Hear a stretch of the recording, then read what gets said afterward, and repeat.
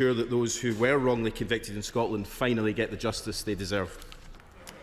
Mr Speaker, officials from the UK Government are working with their counterparts from the various devolved administrations, including the Scottish Government, to fully understand the legislative options that are available across the respective jurisdictions. I would like to reassure the honourable member that it remains a priority for all concerned to ensure that those sub-postmasters receive justice and the compensation to which they are entitled as quickly as possible, irrespective of where they live in the United Kingdom. Alexander Stafford. Please, sir. Minister. Mr Speaker, oil and gas is and will remain a vital sector for the UK. The UK Government is committed to supporting this industry. That is why last week I attended the Grangemouth Future Industries Board with other UK and Scottish Government ministers on the transformation of the Grangemouth oil refinery. The introduction of the Offshore Petroleum Licensing Bill demonstrates our ongoing investment in this industry. Alexander Stafford. Thank you very much, sir. My honourable friend knows that Scotland has the potential to be one of the world's most advanced producers of hydrogen, and oil and gas companies play an important role in this transition. What is his department doing to support oil and gas companies who employ a huge number of people in Scotland and in my own seat of Rother Valley in building their hydrogen production, transmission and use capabilities to ramp up the production of hydrogen so we can get more of this low-carbon energy we so need?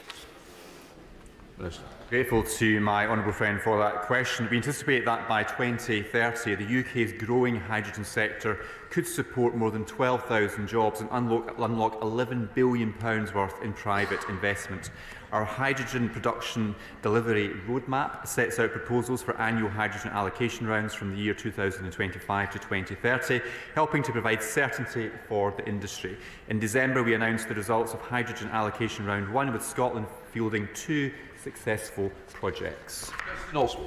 Mr Speaker, it's the renewable sector in Scotland providing the greatest job growth in Scotland's energy sector, with the number of jobs in the renewable sector in Scotland growing by more than 50% in 2021. And the future of Scotland's job security, energy and economy lies with renewables.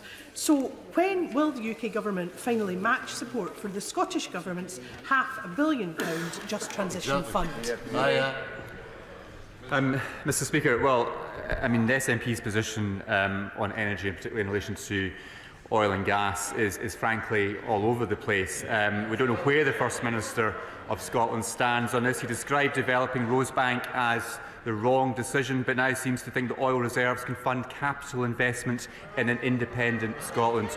We fully recognise the importance of the energy sector to Scotland. That includes oil and gas, it includes renewables. I will continue to work with all parts of the energy sector to develop that for the Scottish economy. Mr Speaker. Mr Speaker, the UK Government's funding for levelling up has now reached more than £2.9 billion. That's £2.9 billion, Mr Speaker, in Scotland. This includes almost £900 million of new funding announced last year. That's the equivalent of £535 per person in Scotland. The total is set to rise with millions of pounds of further investment in 2024. Chris Law. Mr Speaker, the Minister for Levelling Up will meet with me on Friday, but sadly this is not a courtesy that has been extended to the Leader of Dundee City Council, who has repeatedly invited the Minister to a round table in the City to discuss funding critical to projects such as the Eden Project and the Life Sciences Innovation District, amongst others. I sought to continue the long-term investment regeneration of the City through these projects in the Tay City regional deal, so can the Minister assure me that he will urge his colleague to include in our discussions on Friday, and his dreadful lack of engagement is from a UK Government that is committed to levelling up and not an outgoing government winding down? Mr Speaker, the UK Government is investing more than £60 million in projects in Dundee, and these projects have been identified as key priorities by Dundee City Council and other local partners. Now, he mentions the leader of Dundee City Council. After receiving £20 million for Dundee from UK Levelling Up funds, the SNP leader of Dundee Council recently said, "This is just the UK Government element. I'm pursuing the Scottish Government as well, because we need both governments to work with us if we're to make significant economic inroads into the challenges we face." So, Mr Speaker, I hope the honourable member will now agree with me and agree to write a joint letter with me to his SNP colleagues in Holyrood asking, where's the money? Where's the money? Now we come to SNP spokesperson Tommy Shepherd. Thank you, Mr Speaker. On behalf of myself and my colleagues, I'd ask the Minister to convey our condolences also to the Secretary of State.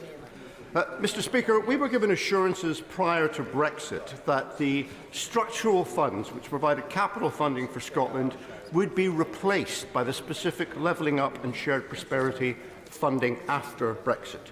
Can the Minister say how that funding now from those sources compares with what it was prior to leaving the EU? Mr Speaker, 4 years since the United Kingdom left the EU, the UK Government has announced more than £1.4 billion for new levelling up initiatives across Scotland. This exceeds the entire 7-year budget for the EU structural and investment funds for Scotland for 2014 to 2020, roughly £780 million of funding. So do not accept the analysis that the honourable member presents. Tommy Shepherd. Well, no, it doesn't actually, Mr Speaker, because this government has a tendency to draw all sources of capital funding into its levelling up myth. I'm talking about the specific levelling up fund and the shared prosperity fund, and they have given Scotland £471 and £212 million respectively, and that is exactly £98 million short of the £780 million that came from the EU structural funds. So when can we have the money, please? Exactly. Mr Speaker, the honourable member is simply not correct. £2.9 billion has been invested by this government into the communities, the length and breadth of Scotland. I know SNP members opposite have fought tooth and nail to stop that investment being delivered to those local communities, but this government, this Conservative government, will continue to invest directly into Scotland. Corinne Smith. Mr Speaker, question 4. Minister. Mr Speaker, funding policies for those studying in Scotland, including nursing students, is a matter for the Scottish Government. The UK Government supports collaboration between our nations to share best practice and provide better healthcare services. We will be open to future discussions with the Scottish Government about this. For that answer. My constituent has been denied additional funding for her nursing degree because she's domiciled in England but studying in Scotland, whereas those studying in England, regardless of where they're domiciled, can access this funding. So what advice can the Minister give me to help my constituent? Mr Speaker, nursing bursaries for those wishing to study in Scotland are a matter for the Scottish Government. Unfortunately, the Scottish Government only provides bursary support for Scottish domiciled nursing students, and only if they're enrolled in a course that leads to a diploma in Scotland. In contrast, the UK Government ensures that the Learning Support Fund is available to all UK students studying at English universities, regardless of where they are domiciled. I'd be very happy, on behalf of the Honourable Lady, to set up a meeting with my colleagues in the Department for Health to see how we might be able to pursue this further. Liz Chapman. Number 5, Mr Speaker. Mr Speaker, with your permission, I shall answer questions 5 and 12 together. Mr Speaker, the latest official figures speak for themselves. These show sustained increases in both the import and export of goods between Scotland and the EU, with healthy results for services too. Liz Chapman. Well, the Brexit pain continues, with £140 billion wiped off the UK economy, more regulation making it tough for exporters, and relatively to similar-sized countries, Scotland exports are under real pressure. Two themes in their First Minister's industrial strategy were to become an independent nation and to rejoin the EU. All the evidence points that that is the correct course of action, doesn't it? No, it does not, Mr Speaker. Scotland continues to punch above its weight, both in exports and goods and services and foreign direct investment. Mr Speaker, trade is now well above pre-Brexit levels. Thank you, Mr Speaker. According to the Government's own figures, new Brexit controls will cost the UK £330 million. Wow. Now, businesses in Glasgow are telling me that they're already suffering from increased costs and red tape when they're importing parts and exporting goods. Can the Minister explain to businesses in my constituency of Glasgow North West how Brexit is good for them? Mr Speaker, the Honourable Lady and the SNP really do have a brass neck speaking about business costs when it comes to their own policy of bringing a hard border at Berwick next to my own constituency. That would risk thousands of jobs and force thousands of companies out of business. it would be the most damaging and reckless economic step. We will work through any short-term issues, but the answer is not the long-term decline as proposed by the SNP. Tory McCarthy. The former Right Honourable Member for Kingswood and Government Net Zero star said that what business... Sorry, six. Yeah, sorry. Mr Speaker, supporting economic growth in Scotland remains a core priority for the Scotland Office. We are focused on long-term economic growth, generating more jobs and boosting business investment. This is exemplified by investment of up to £372 million in the Scottish Free Port and Investment Zones programme. This is on top of our £1.5 billion worth of investment into growth deals across the whole of Scotland. Tory McCarthy. As I was saying, the former Right Honourable Member for Kingswood and Government Net Zero star said that what businesses and investors need from the government is certainty, clarity, consistency and continuity. Never has this been more true than in Scotland, where there is huge potential for businesses and communities to flourish as a result of the green transition. But they're not getting the certainty, clarity, consistency and continuity that they need from this government, are they? Mr Speaker, I don't accept that analysis. The UK has a world-leading ambition to deploy up to 50 gigawatts of offshore wind by 2030, for example, with up to 5 gigawatts coming from floating offshore wind. Offshore wind provides secure, domestically generated electricity and will play a key role in decarbonising the UK power system by 2035, achieving net zero by 2050. So I do not share the Honourable Lady's analysis of this government's focus in this area. Thank you, Mr Speaker.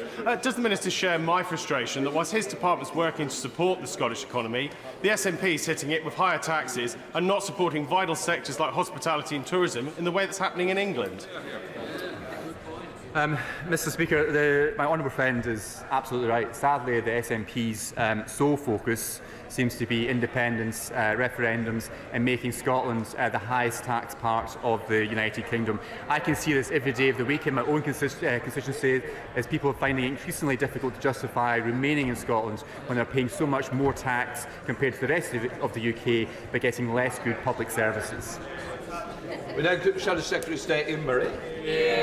Thank you, Mr Speaker. Can I start by joining the Minister and passing on our condolences to the Secretary of State for the bereavement and his family. Can I also wish everyone a happy Burns Day for tomorrow and thank our wonderful Ayrshire musicians who are in the gallery who treated us to some entertainment last night. Mr Speaker, since this government has been in power, working people have paid on average 10 pence in the pound more in tax. The supposed party of low tax has created the highest tax burden on working people in 70 years, and it makes this the biggest tax-raising parliament since records began. In Scotland, the SNP has looked at this tax burden and said, hold my beer, as everyone earning more than £28,000 pays even more tax than they do in England. What impact does the Minister think this historically high tax burden has on the Scottish economy? Mr Speaker, well, this government remains focused on reducing the tax burden when it is prudent to do so. But as he identifies, in Scotland we have an additional challenge in terms of the high tax agenda being put forward by the Scottish Government, the SNP, and I share his concerns about the impact that is having on the ability of the Scottish economy to perform at its full potential. Ian Murray. Mr Speaker, the Minister seems to think that picking your pocket of £10 and giving you £2 back is something to be grateful for. The fact is that working people all across the country and in Scotland are paying for the Tories crashing the economy. Mr Speaker, we know that the Barnet formula results in an additional £19 billion of public spending into Scotland's economy. But last week, the national newspaper reported that the SNP was being encouraged by their sister party in Wales to join the campaign to ditch the funding formula. 16 years of SNP government has left Scotland's public finances with a £1 billion black hole. We're in the middle of the worst cost of living crisis in generations, yet historically high taxes are already being imposed on working people to pay for this. Losing the Barnet formula would devastate Scotland's public finances and the economy like nothing we've seen before.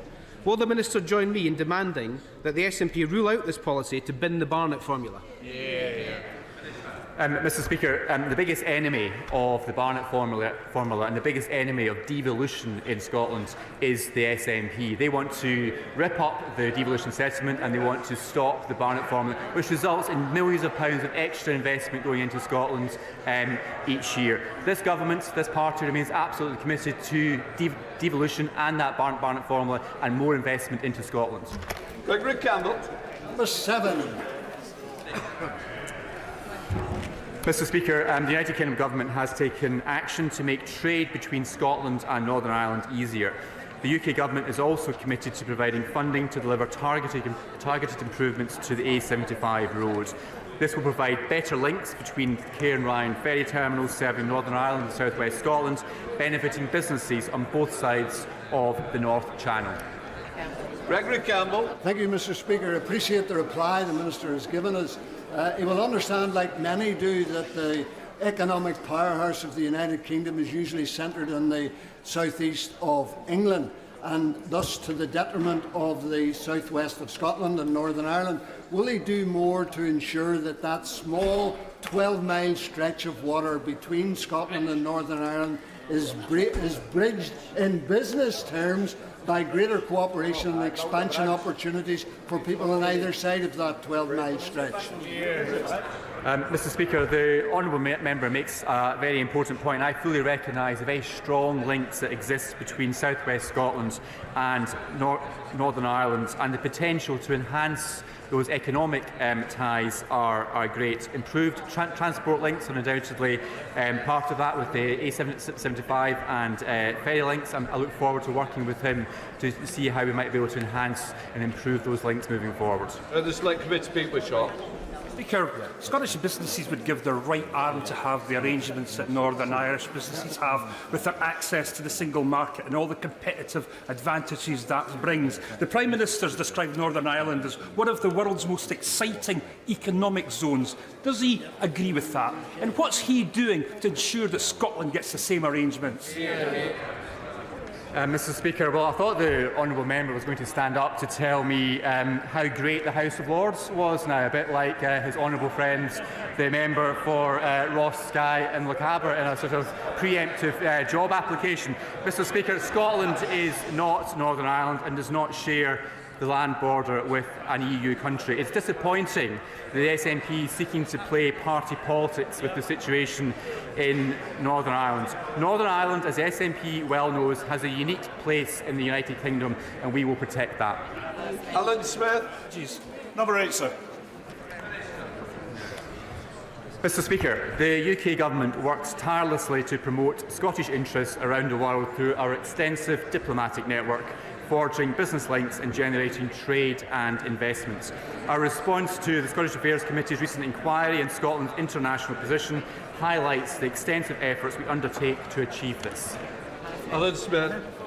Thank you, Mr Speaker. I'm afraid I don't share the Minister's Panglossian view of this. Would you share my concern that recently published figures which show that in the years 2019 to 21, Scottish exports to the EU fell from 16.95 billion to 14.97 billion. Whatever the UK Government's doing, it's not working. So the Scottish Government has a pressing need to promote ourselves overseas for our economy and our society. Would the Minister not agree that now's the time to increase that overseas promotion, not cut it back on domestic wrangles? Mr Speaker, given the member's interest in this area, perhaps he could speak with his SNP colleagues in the Scottish Parliament. They are cutting funding to South of Scotland Enterprise, which will mean less support for businesses in the south of Scotland to grow, innovate and export. Perhaps he could tell the First Minister of Scotland that promoting Scotland overseas begins with supporting businesses at home in Scotland. Jamie Stone. Number 9, Mr Speaker. Mr Speaker, the UK Government recognises the important job that all NHS workers do, including those in the ambulance service. I see this every day of the week in my own constituency in the Scottish Borders. The UK Government would be open to exploring with the Scottish Government how we can work together and share best practice to reduce ambulance waiting times in all parts of the United Kingdom. Jamie Stone. Mr Speaker, last year in Scotland, almost 3,000 people had to wait more than 8 hours for an ambulance.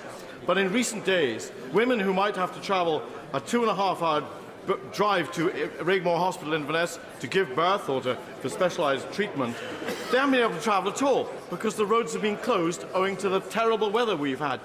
Does the Minister share my deep anxiety for any woman who lives over 100 miles away from Rigmore Hospital? Mr Speaker, I share the honourable member's concerns and agree that these long distances are not acceptable, but it tells you all you need to know about the NHS in rural Scotland. NHS Highlands have said that it will need to substantially reduce spend following the SNP government's budget in December. The SNP government is taking a slash-and-burn approach to the rural NHS across Scotland. Douglas Ross. Sir. Mr Speaker, the autumn statement supported families and set measures to grow the Scottish economy. With a stronger fiscal outlook, the Government has the space to cut taxes for hard-working people and businesses. This is highlighted by cuts to national insurance benefiting 2.4 million people in Scotland, and the extension of full expensing, ensuring the UK has one of the most competitive business tax regimes in the world. Order, order. Please, don't walk in front of members like that. Douglas Ross. Thank you, Mr Speaker. The Minister is correct that the autumn statement from this UK Conservative government provided tax cuts for millions of Scots, provided support for businesses and invested to grow the economy. That was in stark contrast from the SNP's budget last month, which hiked taxes on hard-working Scots, failed to pass on the support to hospitality, retail and tourism sectors, and has been widely criticised across Scotland. So does the Minister agree, as I do, with Sir Tom Hunter, who said at the weekend that the business community in Scotland doesn't believe the SNP has their back, and that must change? Thank you, Mr Speaker. Well, I agree with my honourable friend, and Sir Tom is right too. Traders in Scotland have accused the SNP government of undermining the rejuvenation of high streets across Scotland with their tax hikes of 6.7% through business rates. The SNP must stop attacking employers and high street traders who are already under tremendous financial strain because of the SNP's mismanagement of Scotland's economy. Despite devolution rendering it pointless, the budget of the Scotland Office, along with that of the Attorney-General, has jumped by over £3 million since 2018-19, leaping up by £1.2 million just last year, while the Scottish Government's budget allocation suffered a real terms cut. Around 80 people currently work in Queen Elizabeth House alone for the Scotland Office, along with around 30 deluxe civil servants. What on earth are they doing, and how does he justify that to the Scottish taxpayer?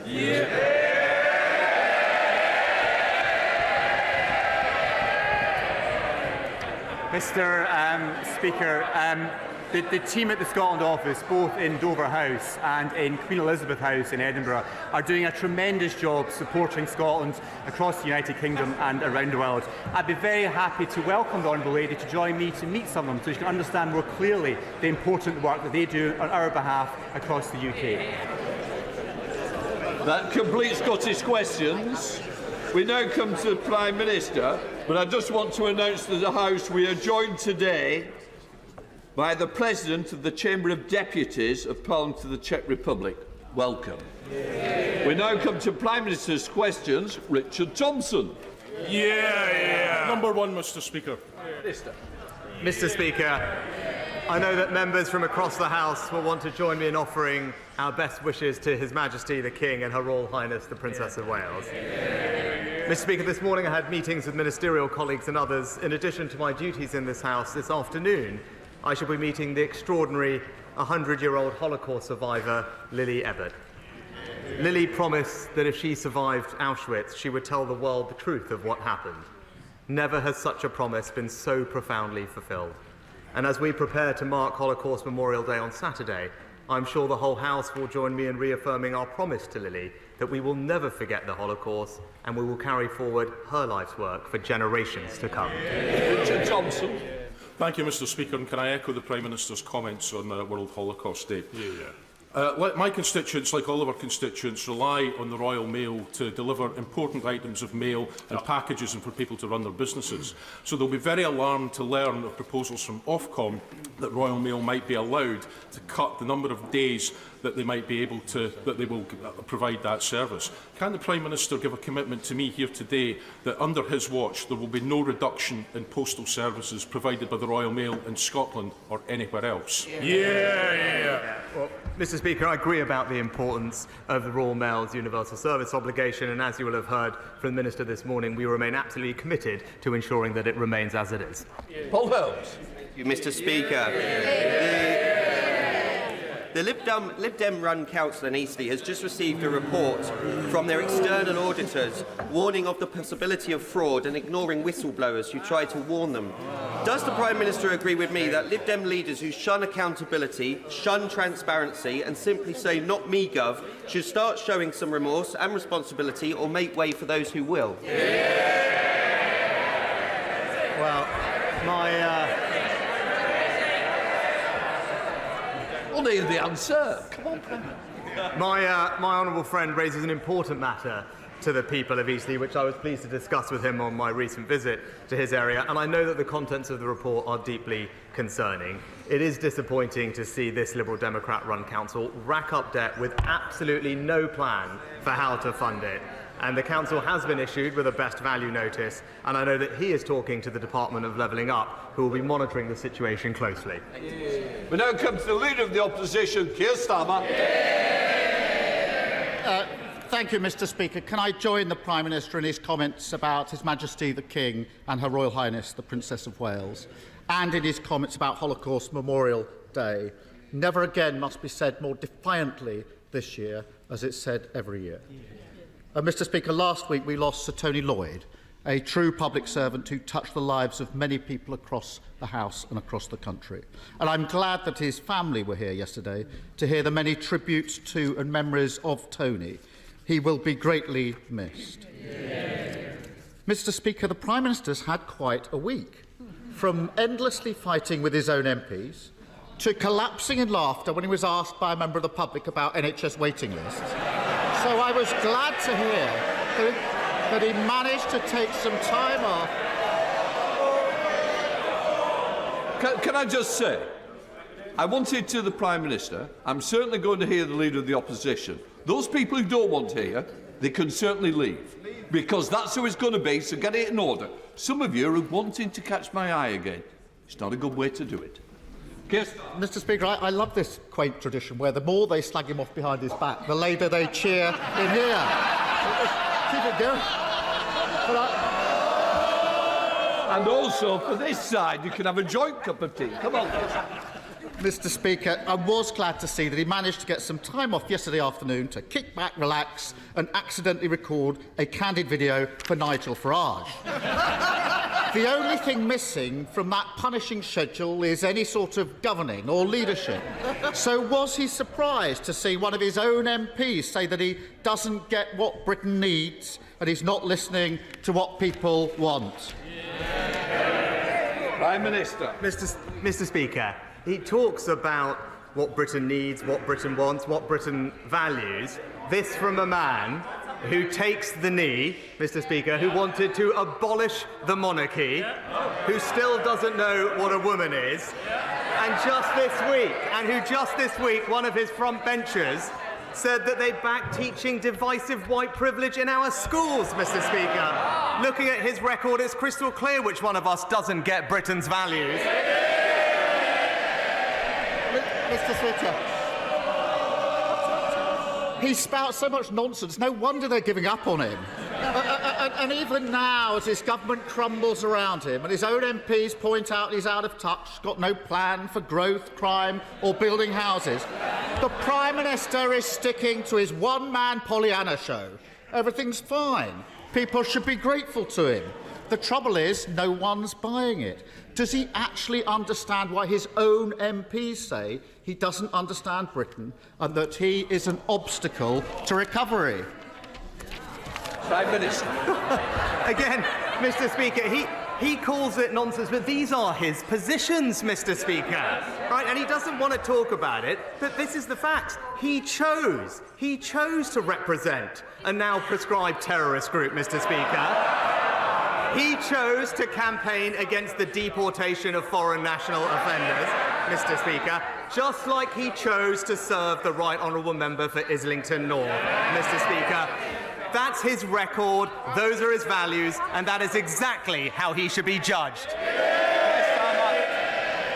Mr. Speaker, in 2008, I was the Director of Public Prosecution, putting terrorists and murderers in jail. He was making millions betting on the misery of working people during the financial crisis. And we've seen this story time and time again with this lot. Party first, country second, safely ensconced in Westminster, they get down to the real business of fighting each other to death. The country forced to endure their division and chaos, the longest episode of EastEnders ever put to film. Meanwhile, this week we discover that Britain is going to be the only major economy that no longer makes its own steel. That the government is handing out £500 million to make 3,000 steelworkers redundant. And that the parents of thousands are being told that his free childcare promise is nothing but a mirage.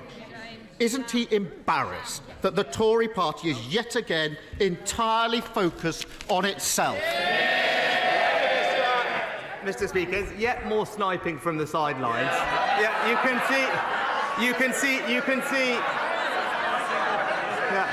you can see exactly why Hizbut Tahrir hired him in the first place.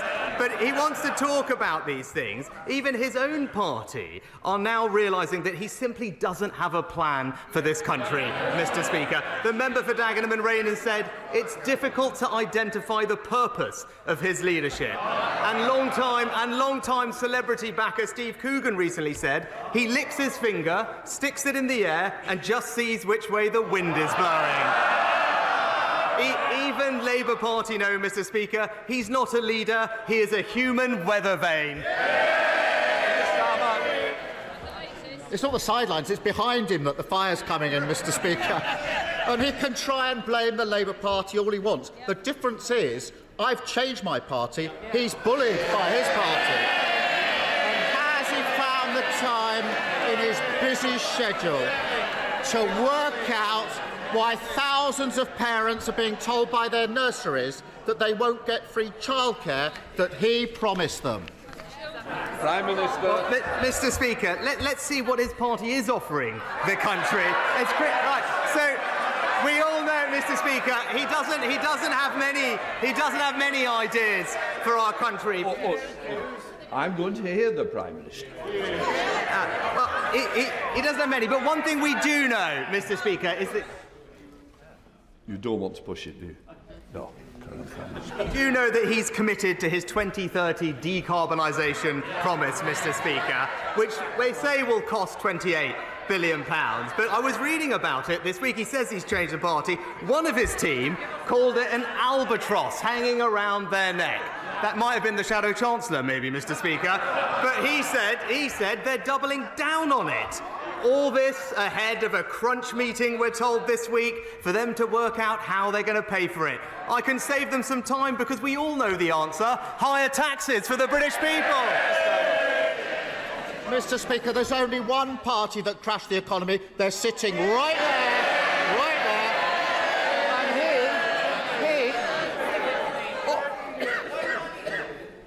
And Oh, Mr. Holmes, you've had your question already. Obviously, you don't want to remain for the rest of it. Keir Starmer. He is Mr. 25 tax rises. And he's got nothing to say on childcare. Millions of families will have been listening for an answer, and they got absolutely nothing. He announced that scheme a year ago, claiming it would get 60,000 parents back into work. Only on Monday of this week did he notice there was some, in his words, practical issues with that. 8 weeks before its launch, parents can't budget, plan for work or make arrangements with their employers. And the Prime Minister's response is to say it's all fine, it's the fault of the Labour Party. Is this merely a practical issue, Or is it yet another example of him simply not understanding how life works for other people? Mr Speaker, we're delivering the biggest ever expansion of childcare in this country's history, Mr Speaker. But while millions of parents will benefit from that, again, it's right that he should come clean with them about the cost that his plans will impose on all of them. He goes on and on about the Green Promise, Mr Speaker. He says he wants to keep it. But he doesn't have a plan to pay for it. What he's really saying is he'll scrap the borrowing associated, but he wants to keep the £28 billion of spending. So, for all those working families who are benefiting from our free childcare, he should come clean with them now. Why doesn't he come clean with them now? Come clean with them now and just be clear. His plans mean back to square one and higher taxes for British people. Mr Speaker, making steelworkers redundant and failing to provide childcare is not a plan, Prime Minister. It's a farce. It's a farce. And he may soon discover that with childcare, there's an IT problem. Nurseries haven't got the spaces. They haven't got the staff. There's a black hole in their budget, and it's 8 weeks to go. That isn't a plan. And families across the country, well, they can laugh all they like. Families are making plans now. They laugh at it, of course they do. Families are struggling with a cost of living crisis, trying to work out the household budget, balancing spiralling mortgages, prices and eye-watering bills. And then at the last minute, they're thrown into chaos because their nursery says they can't deliver the free childcare he promised. Now, he calls that a practical issue. But I preferred the honesty of whichever of his colleagues briefed to the Times that it was, and I quote, a complete shit show. Who was it who briefed that to the Times? Hands up. Will the Prime Minister finally realise... I'll decide how long the question goes. Those who wish not to hear it, I've told you the answer, and I'll help you on the way. Keir Starmer. When will the Prime Minister finally realise that the biggest practical issue facing Britain is the constant farcical incompetence of the government that he leads? Mr Speaker, another week with no ideas, absolutely no ideas as country, and absolutely no plan. He talked about the cost of living, Mr Speaker, he talked about the economy, but he never actually brings it up, and we all know why, Mr Speaker, because things are improving and we are making progress. Wages now rising, Mr Speaker, debt on track to be reduced, and inflation more than halved from 11% to 4%, because he actually knows that our plan is working and that his £28 billion tax grab will take Britain back to square one. And that, Mr Speaker, is the choice. It's back to square one and higher taxes with him, or a plan that's delivering a brighter future with the Conservatives.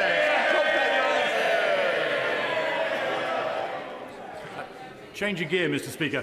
Too many oligarchs and kleptocrats are living off ill-gotten gains beyond the reach of domestic courts here or in countries like America. Ever since the 2016 London Anti-Corruption Summit, moves to create an international anti-corruption court have been gathering momentum to plug this gap. It already has support from countries like Canada, Holland and Nigeria, and would fund itself from the fines it charged. Will this government take the lead in getting it underway, ending impunity for these crooks once and for all?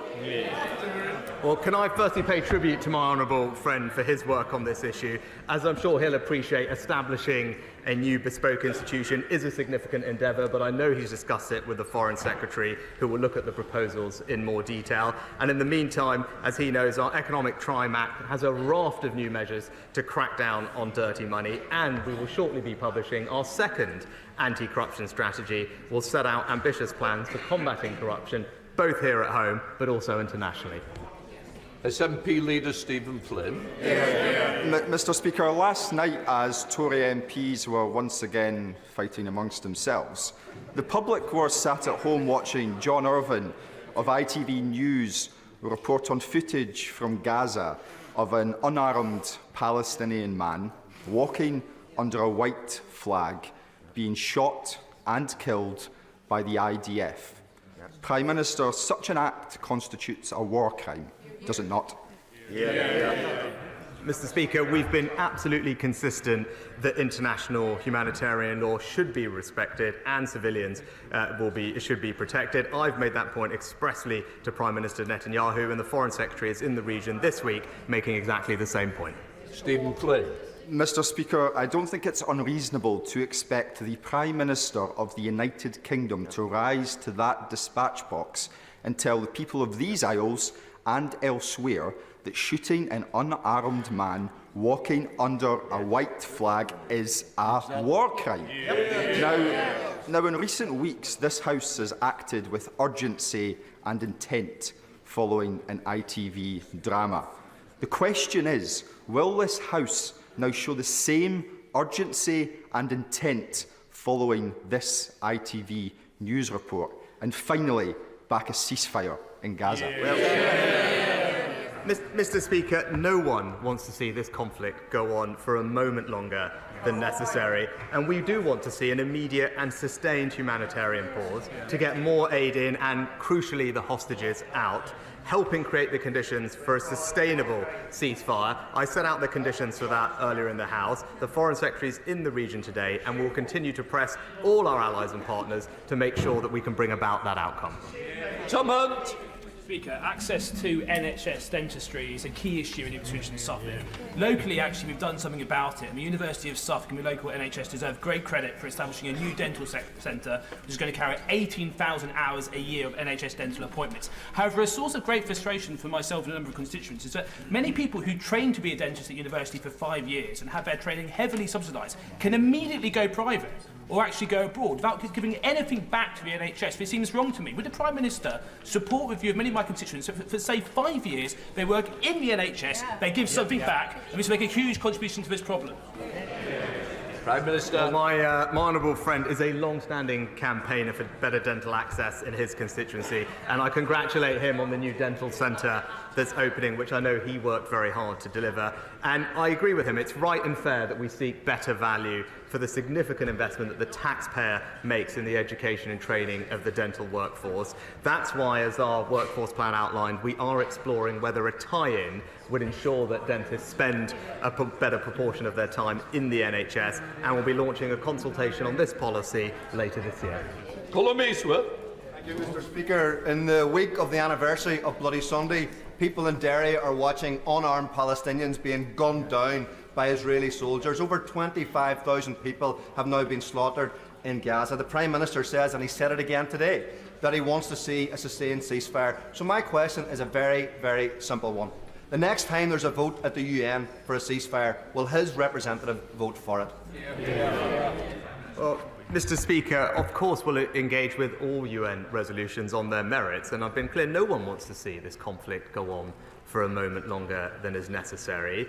We do want to see an immediate pause so we can get aid in and hostages out, because the situation is desperate for many people there. But a sustainable, permanent ceasefire needs to fulfill a set of conditions, including Hamas releasing all of the hostages, Hamas no longer being in charge of Gaza with the threat of rocket attacks into Israel, and an agreement in place for the Palestinian Authority to return to Gaza to provide governance and services. The Foreign Secretary is in the region. Those are the principles on which we are working, and I believe those are shared by all our major allies.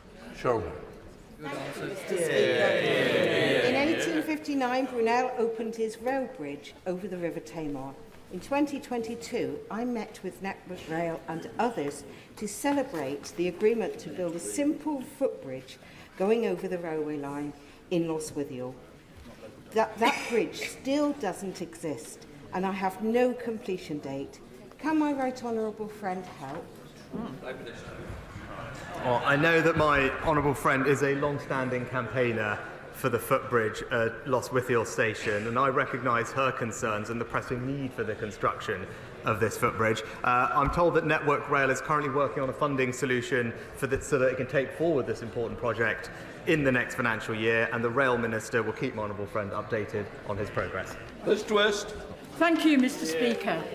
A report released yesterday by the Joseph Rowntree Foundation found that 1 in 4 people in the North East are living in poverty, with the child poverty rate for every local authority in the region higher than the UK average. Too many of our people are being hard hit. Now, the Prime Minister says that his plan is beginning to work. So can I ask the Prime Minister, where does rising child poverty fit in his plan?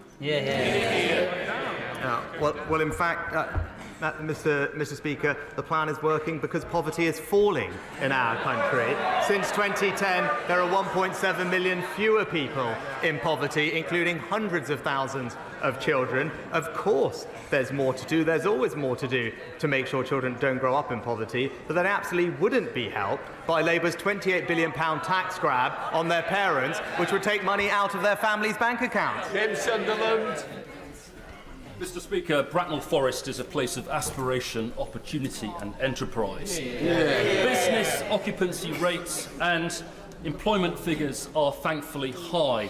Footfall at the Lexicon shopping centre is up and wages are up, but the cost of living continues to bite across the UK. What more can be done to put more money in people's pockets?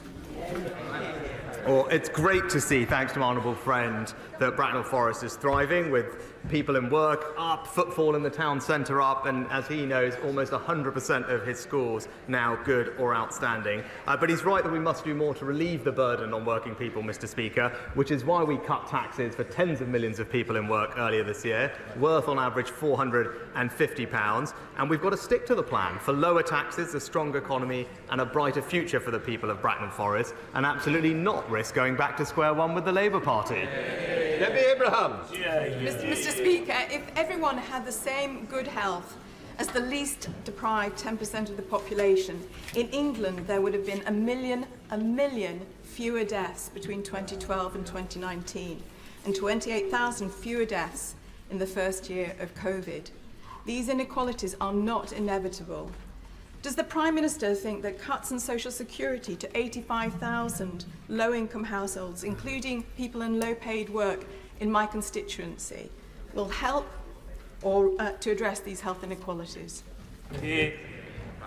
Well, I can assure the Honourable Lady that we are committed to caring for society's most vulnerable, and that's why almost 20 million families will see their benefit payments increase this April, which will bring our total support over these few years to around £3,700 per UK household. The Department for Work and Pensions is looking very closely at how it can target its services precisely on the most vulnerable customers, and I know the Honourable Lady spoke to the DWP Permanent Secretary at length about this when he appeared before this Select Committee earlier this month, and I can assure her that he will be writing to the committee on exactly this subject shortly.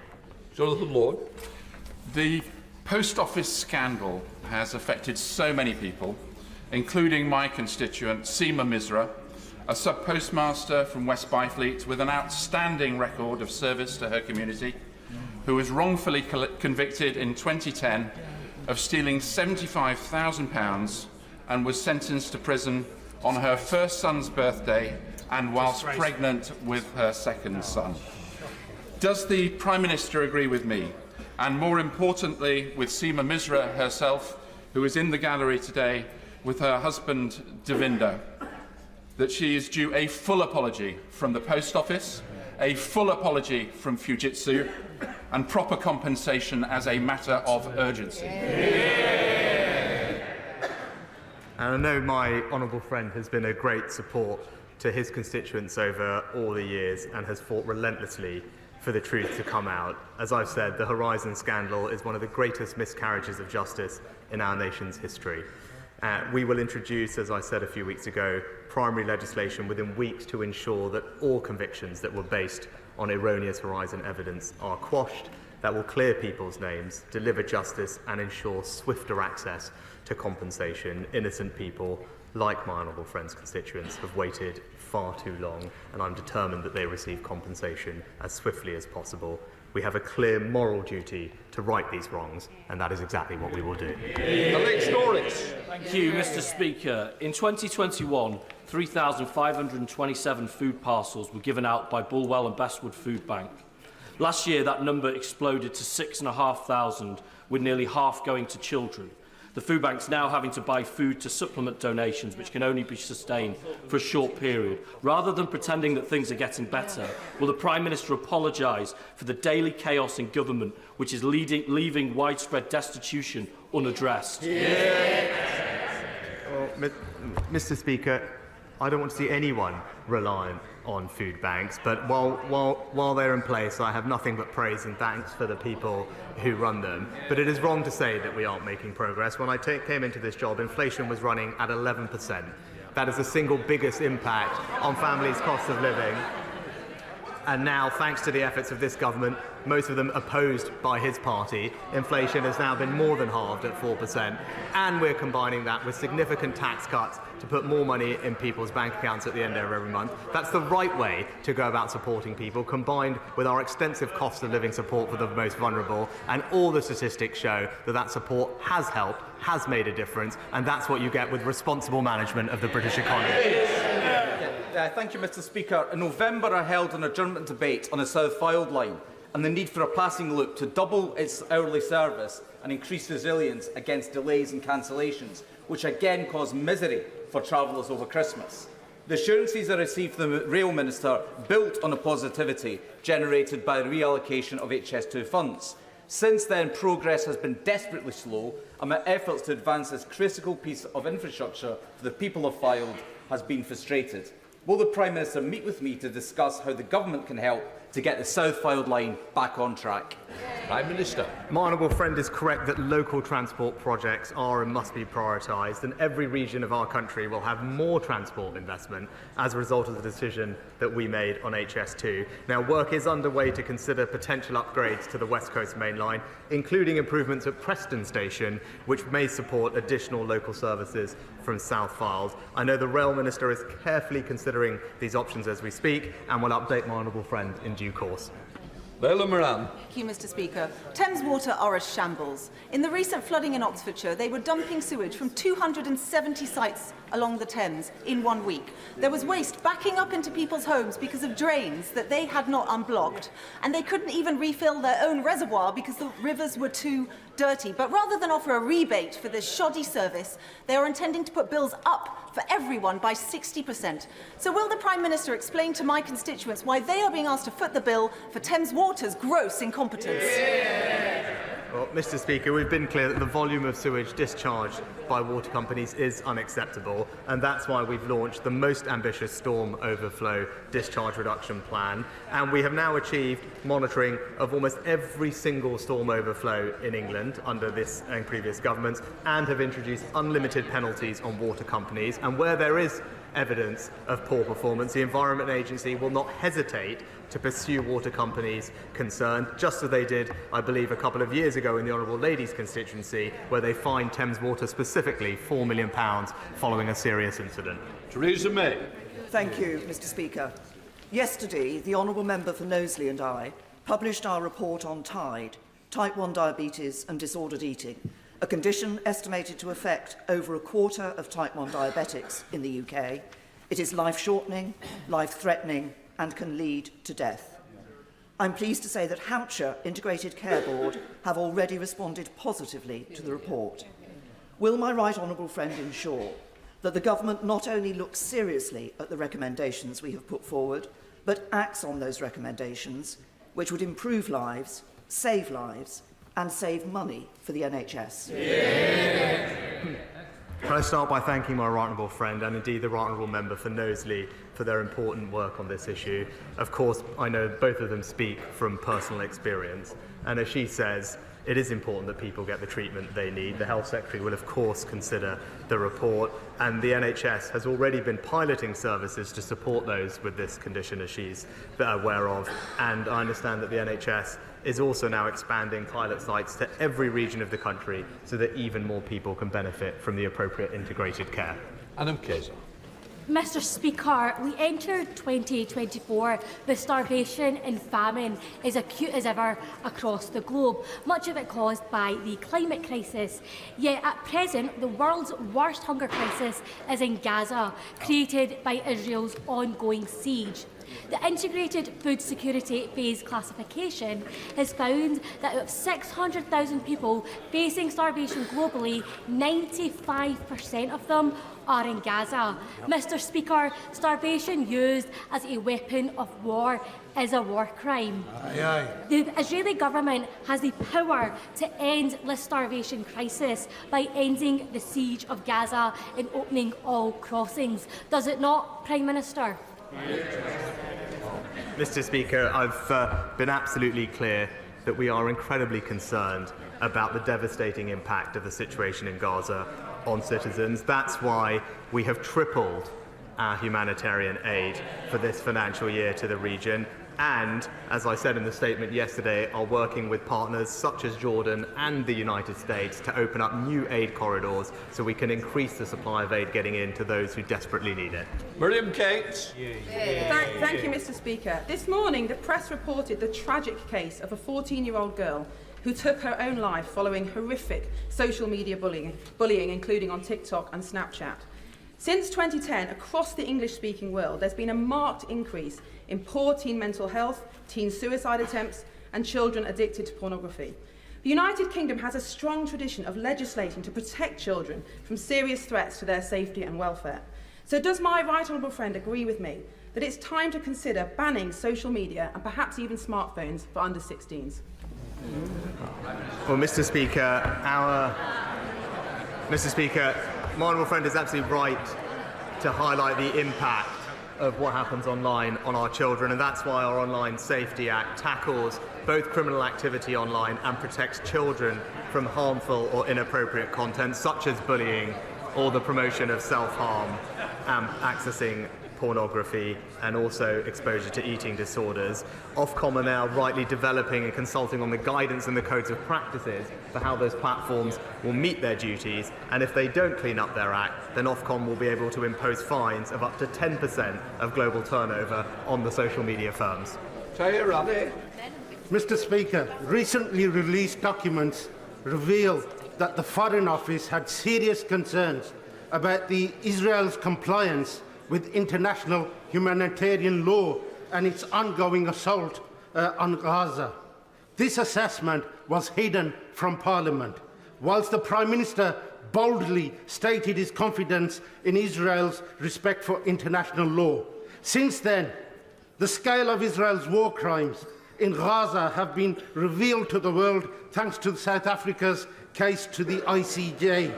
Therefore, is it now not the time for the Prime Minister to admit that he has the blood of thousands of innocent people on his hands, and for him to commit to demanding an immediate ceasefire and an ending of UK's arms trade with Israel? Mr Speaker, that's the face of the changed Labour Party.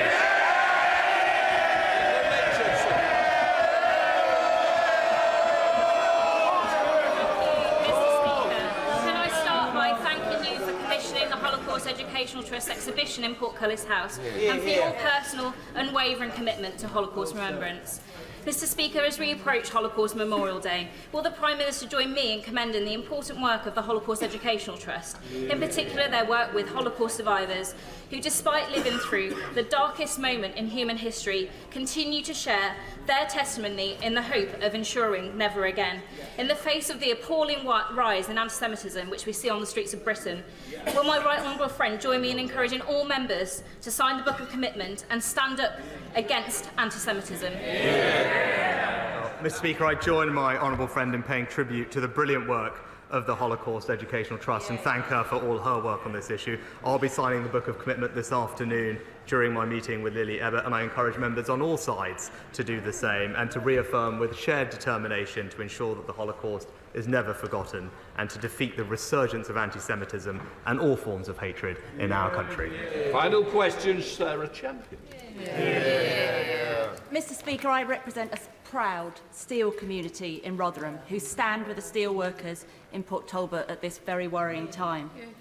My constituents don't want to see their taxpayers' money used to make British workers redundant, our primary steel-making capacity decimated and our national security compromised. So will the Prime Minister change his destructive course, starting by looking at the credible multi-union plan to safeguard our steel industry's long-term future? Mr Speaker, I know this is an anxious time for steel workers in South Wales, but we are committed to working with the steel sector to secure a positive and sustainable future.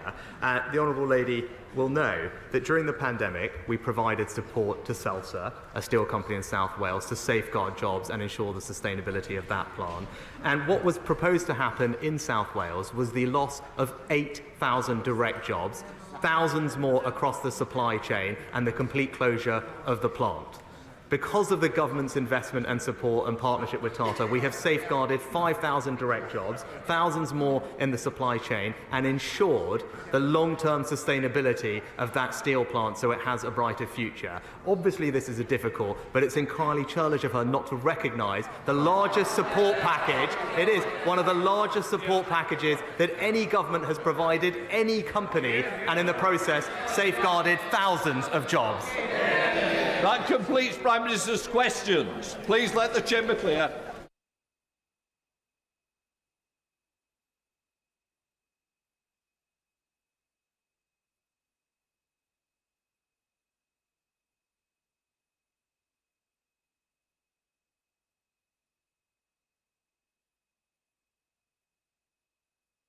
Quietly, please.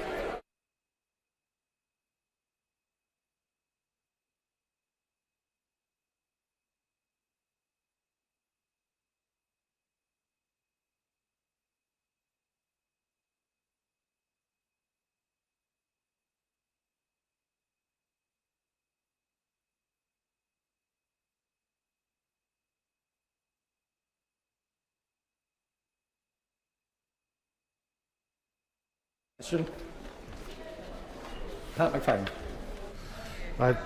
Thank you, Mr Deputy Speaker. To ask the Minister if he'll make a statement on resilience in light of recent extreme weather events, including Storm Isha and Storm Jocelyn.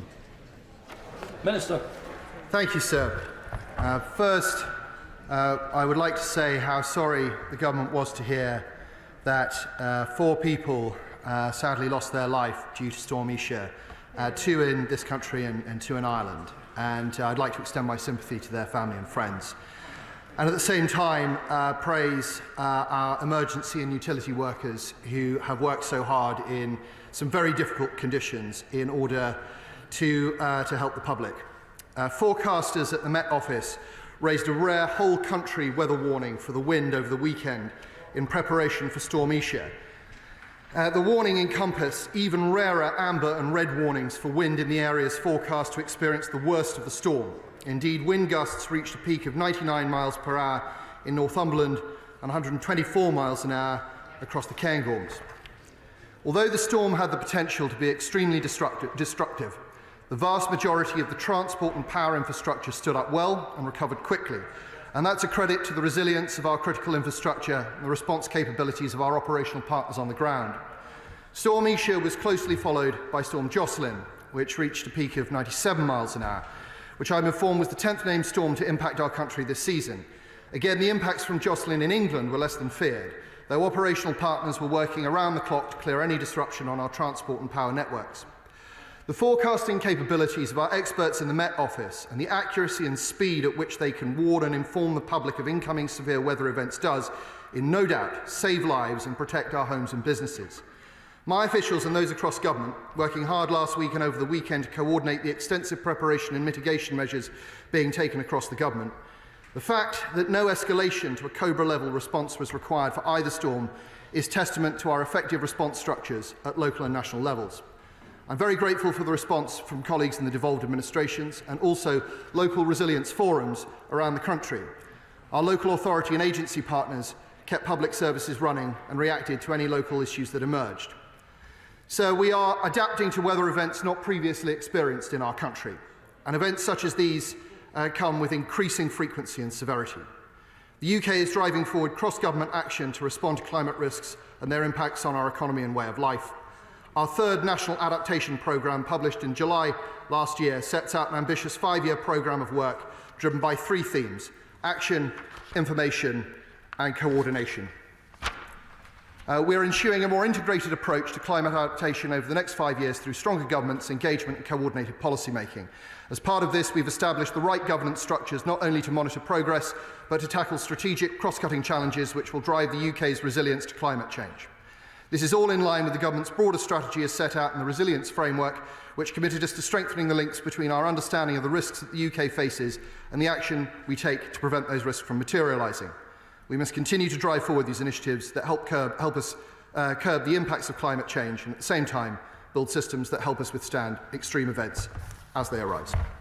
Shadow Minister Pat McFadden.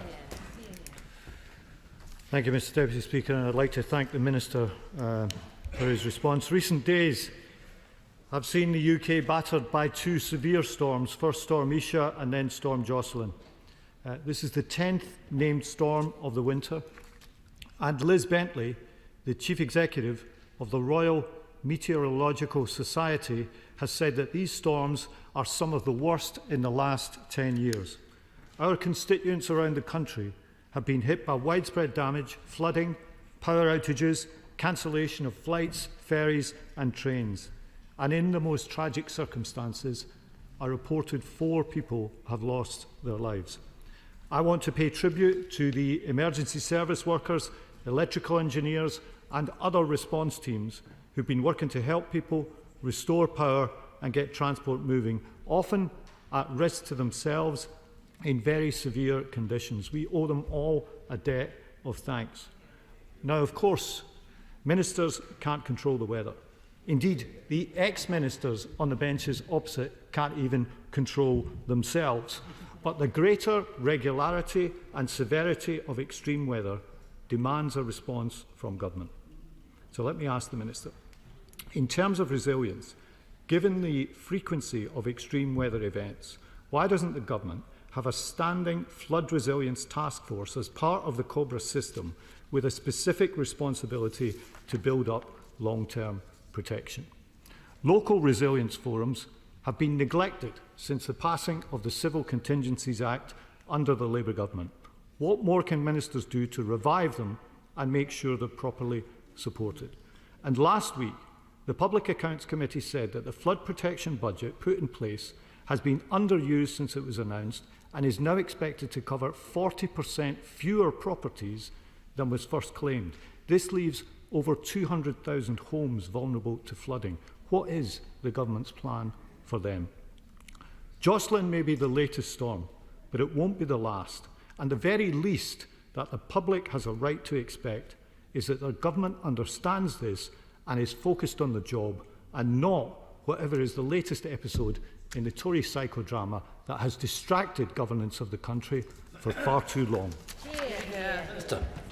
Well, I thank the honourable gentleman for his warm words about our emergency services and utility workers. And on his specific point about flooding, he'll have heard DEFRA, who are responsible for this, comment earlier in the week that flooding resilience in England is a priority for DEFRA as part of a whole society approach to resilience outlined in the UK Government Resilience Framework.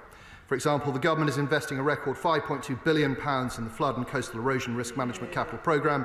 Since 2021, over £1.5 billion has so far been invested in flood defence projects across England, with over 67,000 properties better protected. Now, of course, response to flooding is just one part of our resilience work that is coordinated by Cabinet Office. And mercifully, in the storms that we've just had, very, very few families were flooded out of their homes, but we're absolutely cognizant of the need to prepare. I mean, he will have seen, I hope, the NAO report published late last year, noting positively that since 2021, government has strengthened the arrangements to manage national risks, that it's taken steps to address extreme weather risks as whole system risks, and I'll return to that point in a moment, and that it's acquired good forecasting data for droughts, heat waves and storms. Now, what we've seen over the past few years is a noticeable improvement in storm preparedness and response. And if we remember Storm Arwen a few years ago, after 3 days,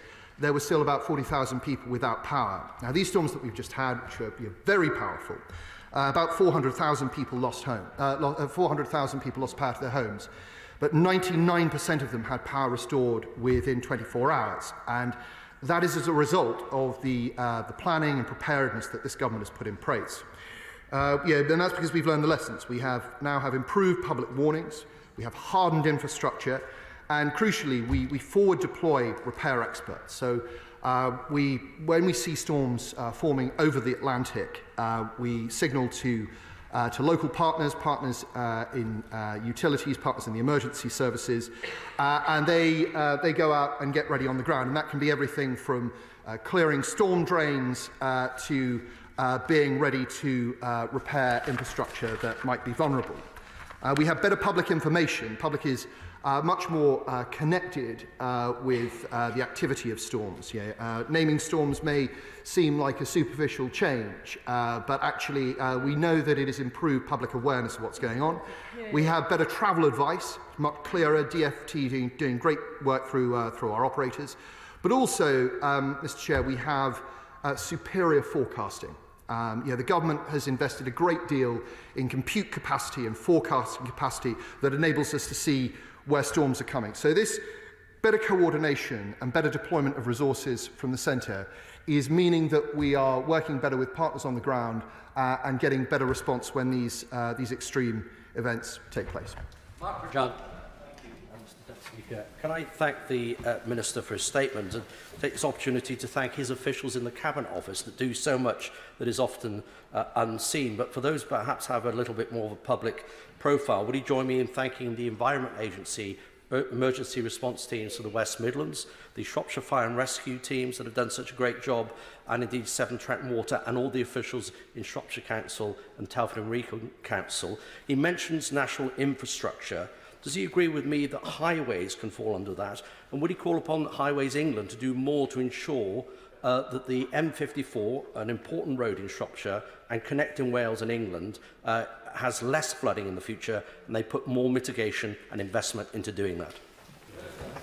I absolutely join him in his words of praise for those who've been working in the West Midlands, and I'm sure that my colleagues in DFT have heard what he said about the critical roads in his constituency. Kirsty Blackwood. Thank you very much, Chair. I do think it's a little bit cheeky for the government to take entire responsibility for the improvements, given the improvements that I know the SSE have put in place, for example. They have done a huge amount of work and deserve credit for that work, not just the changes to forecasting, for example. I'd like to thank the resilience partnerships that are in place, the emergency services, the energy companies, and also all of those individuals that stepped up to help and assist others in their local communities. It truly was a community effort and people came together. I do wish the government would take climate change more seriously, given the incredible amount of extreme weather events that we are seeing right now. It is important for the government to both talk the talk and walk the walk when it comes to climate change, and they should be leading from the front in developing, for example, a strategy that will help to ensure that we are resilient in the face of climate adaptation and the changes that are happening, and also to put the funding in place to ensure that that strategy can be delivered. Would they also consider that in terms of some of the changes that are required, the Scottish Government does need funding for resilience? If we do have a situation where there's a massive geographical disparity in some of the weather events that are happening, particularly Arwen, for example, then Barnet may not be the appropriate method in order to fund some of these things, and it might be sensible for the government to consider with the upcoming budget process ensuring that the resilience funding is spread to the areas which are most likely to be hardest hit, rather than having Scotland just have a percentage share based on our population numbers, a percentage share based on the likelihood of extreme climate events, particularly when it comes to resilience, would be most welcome. Well, it's a classic question from the SNP, isn't it? It didn't listen to what I previously said, and it asked for more money. And I have to say that the central government's absolutely not taking all of the credit for everything that's happened. Yeah, as she'll have heard me say just now, it's our partnership with people who work in emergency services, local government, utilities companies, and so on that have made these changes possible.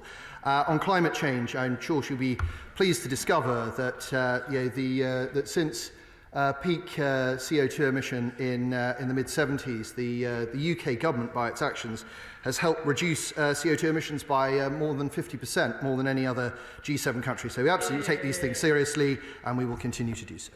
Dr Neil Hudson.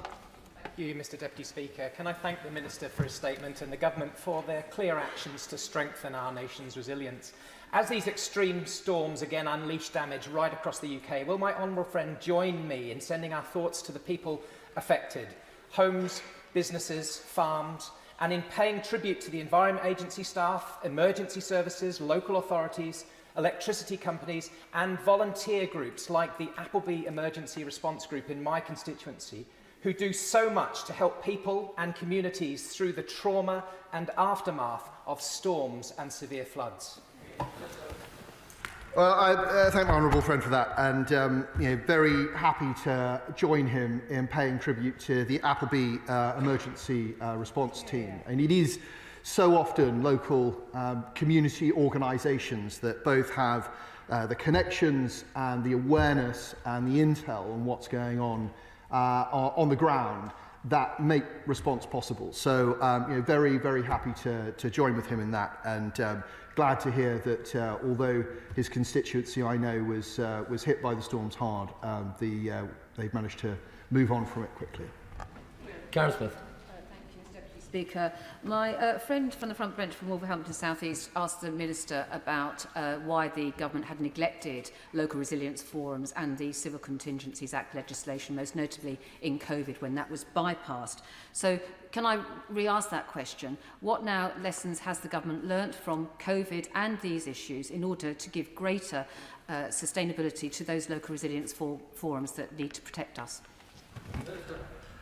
Well, we have obviously learnt a great many lessons from COVID, and there's been, as the Honourable Lady I'm sure will be aware from the documentation that the government's published over the past couple of years, been a great deal of activity to improve our resilience and our response to emergencies. And my colleague, Deputy Prime Minister, gave a statement to that effect in this House in December.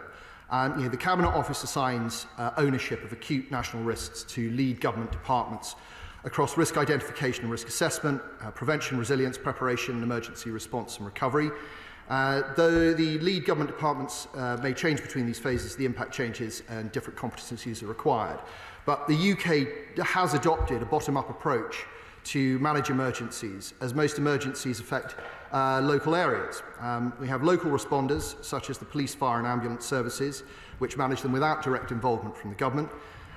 Response to larger scale emergencies is then led by lead government departments, and it's only in the most serious cases that is escalated to Cabinet Office briefing rooms, known as COBRA, which brings in senior ministers from across government. But as the Honourable Lady will have heard me say, it's very much a partnership between centre and locality, and we're starting to see the benefits of that.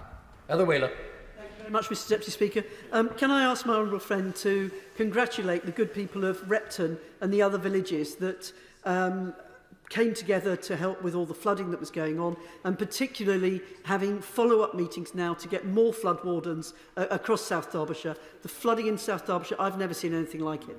And we need to get the Environment Agency to move on with plans for holding ponds further up the Trent and the Derwent to stop the runoff from the fields that we've had this time round. And anything that my honourable friend can do to help me get those projects actually spades in the ground, I've been much appreciated.